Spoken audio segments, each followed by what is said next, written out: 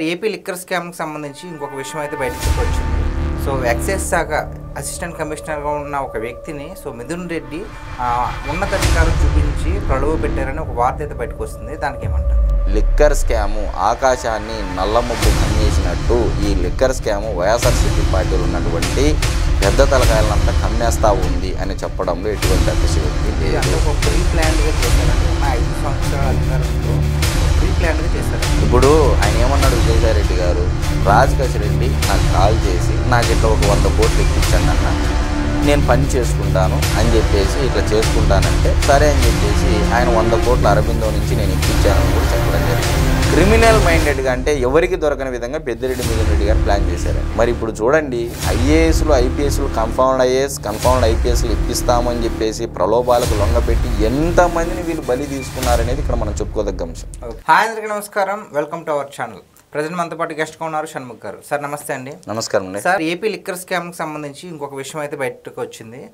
Excise శాఖ assistant కమిషనర్గా ఉన్న ఒక వ్యక్తిని మిథున్ రెడ్డి ఉన్నతాధికారం చూపించి ప్రలోభపెట్టారని ఒక వార్త అయితే బయటకు వస్తుంది. దానికి ఏమంటారు? ఈ రాజశేఖర రెడ్డి గారి టైం నుంచి ఈ విషయంలో అంటే ఇందాక మనం ధనుంజయ రెడ్డి గారి విషయంలో కూడా చెప్పామండి.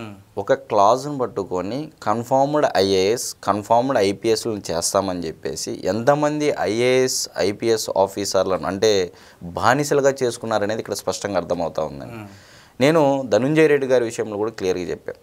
ఒక గ్రేటర్ హైదరాబాద్ మున్సిపల్ కమిషనర్గా ఉన్నటువంటి వ్యక్తి ధనుంజయ రెడ్డి గారు 8 ఏళ్ళు పనిచేసినటువంటి ఆ హోదాలో అంటే డిప్యూటీ డైరెక్టర్ ఆ హోదాలో పనిచేసిన వారికి 8 ఏళ్ళు పనిచేస్తే రెవెన్యూ శాఖ వారిని 85%, మిగిలిన 15% మిగతా శాఖల వారికి సంబంధించి వాళ్ళకి ఇంటర్వ్యూ మౌలిక పరీక్ష పెట్టి 15% ఉన్న వాళ్ళని సెలెక్ట్ చేస్తారు, కన్ఫర్మ్డ్ ఐఏఎస్గా తీసుకుంటారు అని చెప్పేసి మనం ముందు ధనుంజయ రెడ్డి గారి విషయంలో చెప్పడం జరిగింది. మరి ఇప్పుడు ఈరోజు వచ్చినటువంటి ప్రింట్ మీడియాలో పేపర్లో వచ్చినటువంటి కథనం ప్రకారము ఎక్సైజ్ శాఖలో అసిస్టెంట్ కమిషనర్గా చేసినటువంటి సత్యప్రసాద్ అనేటువంటి వ్యక్తిని మిథున్ రెడ్డి గారు తిరుపతిలో తన నివాసానికి పిలిపించుకొని నువ్వు మేము చెప్పినట్లు చేస్తే నీకు కన్ఫర్మ్డ్ ఐఏఎస్ మేము ఇప్పిస్తాము చేస్తాము అని చెప్పేసి చెప్పడం జరిగింది. మరి ఇప్పుడు ఏ విధంగా చట్టాలలో ఉన్నటువంటి లూప్ హోల్స్ను చట్టాలలో ఉన్నటువంటి క్లాజులను పట్టుకొని వ్యవస్థలను ఏ విధంగా చెరబట్టారు అని చెప్పడానికి తార్కాణంగా ఉదాహరణగా ధనుంజయ రెడ్డి గారి విషయము చెప్పవచ్చు. ఇప్పుడు డి సత్యప్రసాద్ గారిని ఏ విధంగా అయితే ప్రలోభపెట్టారో ఏ విధంగా మద్యం కుంభకోణంలో వాడుకున్నారో క్లారిటీగా అర్థమవుతూ ఉంది. అంటే ఎంత వీళ్ళు ఐఏఎస్ ఐపీఎస్లు ఇంత నాలెడ్జ్ ఉన్నటువంటి యూపీఎస్సీ పాస్ అయ్యి ఇంత ట్రైనింగ్ చేసి వచ్చి ఇంత చేసిన వాళ్ళనే వీళ్ళను మభ్యపెడుతున్నారు అంటే వీళ్ళు ఏ స్థాయిలో మైండ్ అనేది పనిచేస్తూ ఉండాలనేది ఇక్కడ మనం గమనించదగ్గ విషయం. అంటే ఒకవైపు ఏమో జగన్మోహన్ రెడ్డి గారు లిక్కర్ స్కామే జరగలేదని చెప్తున్నారు, ఇంకోవైపు ఏమో ఇలాంటి వార్తలన్నీ బయటకు వస్తున్నాయి కదా, దానికి ఏమంటారు? అసలు లిక్కర్ స్కామ్లో నాకు తెలిసి నిన్న కూడా అమిత్ షా గారితో చంద్రబాబు నాయుడు గారు చర్చించారండి. ఆయన కూడా ప్రెస్ మీట్లో ఆయన కలిసి వచ్చిన తర్వాత చెప్పారు. లిక్కర్ స్కామ్ గురించి కూడా అమిత్ షా గారితో మాట్లాడడం జరిగిందని కూడా చెప్పడం జరిగింది. నాకు తెలిసి అతి తొందరలో ఒకవైపు ఏమో విజయసాయిరెడ్డి గారు కర్త కర్మ క్రియ రాజకేశ్ రెడ్డి ఆ రోజు అదే మాట ఈ రోజు ఇదే మాటే చెప్తున్నాను, ఒకవేళ వాళ్ళకి ఇంకా ఆధారాలు కావాల్సి ఉంటే లేదా ఇంకా ఏమైనా విషయాలు వాళ్ళకి కావాలి అనుకుంటే నేను చెబుతానేమో అని చెప్పేసి కూడా జగన్మోహన్ రెడ్డి గారు కౌంటర్గా ఇచ్చినటువంటి మాటలు ఈరోజు మనం చూస్తూ ఉన్నాం పేపర్లో. మీరే మారిపోయారు, నేను మారలేదు, అప్పటికి ఇప్పటికీ ఎప్పుడు ఒకేలా ఉన్నాను, రాజశేఖర రెడ్డి గారి నుంచి సంబంధం ఉంది నాకు, పెళ్లి చేసుకున్న వారే విడిపోతున్నారు, రాజకీయ సంబంధంలో విడిపోతే ఆశ్చర్యం ఏముందని చెప్పేసి ఆయన మాట్లాడడం జరిగింది.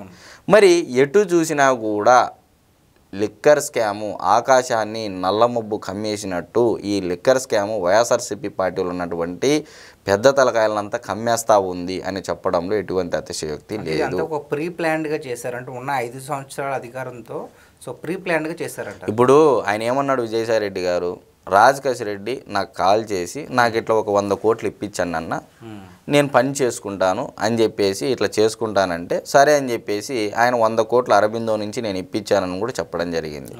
చెప్పిన తర్వాత రాజ్ కసిరెడ్డి ఇంటిలో హైదరాబాదులో ఆయన నివాసంలో సజ్జల శ్రీధర్ రెడ్డి, రాజ్ కసిరెడ్డి, పెద్దిరెడ్డి మిథున్ రెడ్డి ఆధ్వర్యంలో చర్చలు జరిగాయి. పాలసీ ఏ విధంగా క్రియేట్ చేయాలి, పాలసీ మేకింగ్ ఎలా చేయాలి, ఏ అధికారులను మన దగ్గర పెట్టుకోవాలి, ఏ అధికారుల చేతులు వీళ్ళ పగ్గాలు అప్పచెప్పాలి, సిరీస్ ఆఫ్ స్టెప్స్లో ఏ విధంగా కలెక్షన్ ఏజెంట్లు అంటే వ్యాపారం చేసేవాళ్ళు, సేల్ చేసేవాళ్ళు, దాని తర్వాత వచ్చినటువంటి డబ్బును పై స్థాయికి తీసుకొని వచ్చేవాళ్ళు, ఇదంతా ఇట్లా ఒక స్టేట్ మొత్తం మీద ఉన్నటువంటి వ్యాపారస్తులు కొంతమందిని కలెక్ట్ చేసి ఇదంతా ఆర్గనైజింగ్గా మళ్ళీ కలెక్షన్ ఏజెంట్లకు ఇంకొకరిని పెట్టుకోవడము, ఒక 7 స్టెప్స్లో పెట్టేసుకొని క్రిమినల్ మైండెడ్గా అంటే ఎవరికి దొరకని విధంగా పెద్దిరెడ్డి మిథున్ రెడ్డి గారు ప్లాన్ చేశారండి. ఓకే, ఇప్పుడు ఈరోజు మీరు అంటున్నారు పెద్దిరెడ్డి మిథున్ రెడ్డి తన తిరుపతిలో తన నివాసానికి పిలిపించుకొని డి సత్యప్రసాద్ ఎక్సైజ్ శాఖలో అసిస్టెంట్ కమిషనర్గా పనిచేసినటువంటి వ్యక్తిని కన్ఫర్మ్డ్ ఐఏఎస్గా నేను ప్రమోట్ చేస్తాను అంటే ఏ క్లాజ్ను పట్టుకొని చేస్తాడు?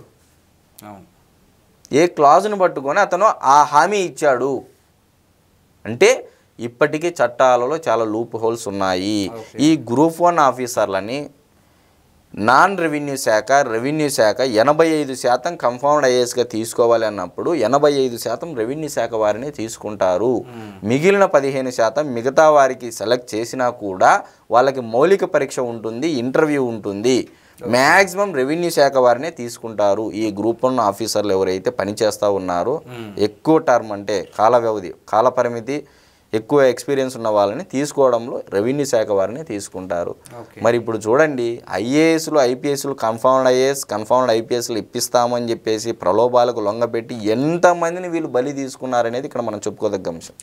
ఐఏఎస్ శ్రీలక్ష్మి, ఇప్పుడు ధనుంజయ రెడ్డి, కృష్ణమోహన్ రెడ్డి, పిఎస్ఆర్ ఆంజనేయులు, ఇట్లా చెప్పుకుంటూ పోతే వాళ్ళ హయాంలో తండ్రి గారి హయాంలోనూ ఇటు జగన్మోహన్ రెడ్డి గారి హయాంలో బలైనటువంటి అధికారులే చాలామంది ఉన్నారు. ఇప్పటికీ గమనించదగ్గ విషయం ఏంటంటే ఐఏఎస్ ఐపీఎస్ ఆఫీసర్లో కూడా చాలామంది ప్రలోభాలకు లొంగిపోతున్నారు.